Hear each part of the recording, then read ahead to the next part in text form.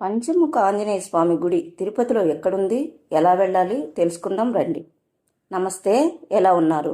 Welcome to Madhu Narsapuram.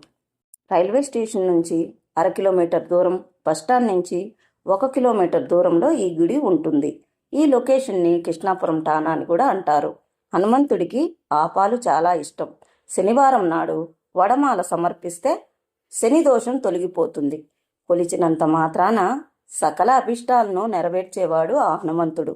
హనుమంతుడికి పంచముఖి రూపంలో ఆరాధించడం ఈ మధ్య ఎక్కువగానే చూస్తున్నాము.